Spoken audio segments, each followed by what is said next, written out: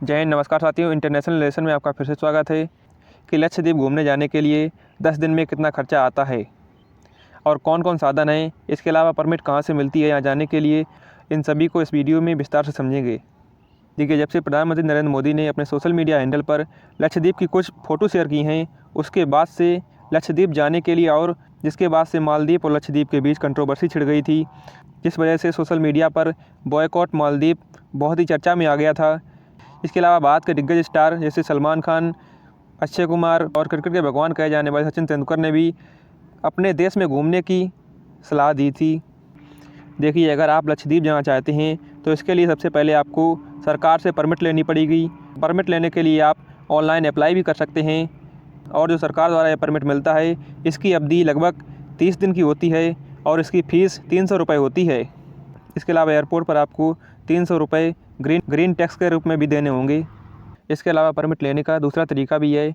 वो तरीका है कि आप लक्षद्वीप प्रशासन की वेबसाइट पर जाकर के इसका अप्लाई वाला फार्म है उसको डाउनलोड कर लें। फिर इस फार्म को भर करके आपको अपने कलेक्टर ऑफिस में जमा करना है। मगर ध्यान रहे, जो इस प्रक्रिया है इसमें ज़्यादा टाइम लगेगा, लेकिन जो पहले वाली प्रक्रिया थी यानी कि ऑनलाइन अप्लाई करने वाली, ये प्रक्रिया बेहतर थी।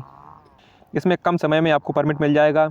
इसके अलावा परमिट मिलने के बाद आपको अपने पास लक्षद्वीप जाने के लिए एक आईडी प्रूफ और पासपोर्ट साइज़ फ़ोटो अपने साथ रखना है। परमिट मिलने के बाद आप लक्षद्वीप जाइए और इस परमिट को आपको लक्षद्वीप के पुलिस थाने में या वहाँ के प्रशासन दफ्तर में जमा करवाना होगा। लेकिन अगर आप स्कूबा ड्राइविंग करना चाहते हैं, जो कि मोदी जी ने समुद्र के पानी के अंदर की थी, और वाइल्ड लाइफ फोटोग्राफी करना चाहते हैं, तो इसके लिए भी आपको अनुमति लेनी पड़ेगी। आप जानते हैं कि परमिट लेने के बाद आगे क्या क्या होता है। देखिए, लक्षद्वीप जाने के दो तरीके हैं। पहला तरीका है फ्लाइट द्वारा और दूसरा तरीका है जल के जहाज यानी कि पानी के जहाज के द्वारा। इन दोनों ही तरीक़ों से जाने के लिए आपको केरल के कोच्चि पहुंचना होगा और कोच्चि से फ़्लाइट आपको मिलेगी लक्षद्वीप के लिए, और इस फ्लाइट से आप लक्षद्वीप के अगाती एयरपोर्ट पर उतर सकते हैं। और फ्लाइट द्वारा जो लक्षद्वीप पहुँचने का टाइम लगेगा वो लगभग 1.5 घंटे लगेगा। लेकिन ध्यान रहे, लक्षद्वीप के लिए जो भी फ़्लाइटों की संख्या है वह बहुत कम है। लेकिन अब इस मामले के बाद यहाँ पर फ़्लाइट और जाने वालों की संख्या में लगातार इजाफा होगा। इसके अलावा अगर आप पानी के जहाज़ से जाना चाहते हैं तो आप पानी के जहाज़ से भी जा सकते हैं। ये लगभग आपको 15 से 16 घंटे में लक्षद्वीप पहुँचा देगा। लेकिन जो ये पानी का जहाज़ है ये आपको लक्षद्वीप के किसी भी द्वीप पर पहुँचा सकता है, लेकिन जो फ़्लाइट है वो आपको सिर्फ लक्षद्वीप के गाती पोर्ट पर ही पहुँचा सकती है।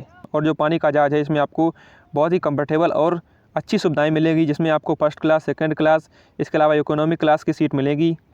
इसके अलावा लक्षद्वीप में अगर आप एक द्वीप से दूसरे द्वीप पर जाना चाहते हैं तो इसके लिए आप बोट का इस्तेमाल कर सकते हैं, क्योंकि लक्षद्वीप जो है वो 36 द्वीपों का समूह है।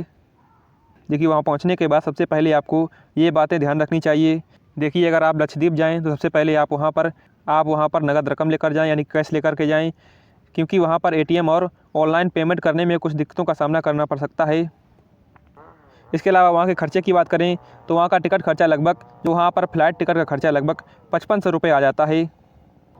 इसके अलावा कई कंपनियाँ भी हैं जो लक्षद्वीप का टूर कराती हैं, जिनकी कीमत लगभग 15,000 से शुरू होकर के 60,000 रुपये तक जाती है। इसके अलावा कवरत्ती, जो कि लक्षद्वीप का एक आइलैंड है, जिसमें लगभग 11,000 रुपये में आपको एक रिजॉर्ट मिल जाएगा।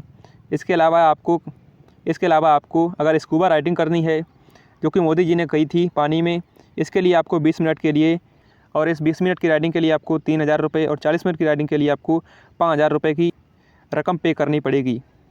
इसके अलावा लक्षद्वीप में आपको एयरटेल और बीएसएनएल का अच्छा कनेक्शन मिल जाता है।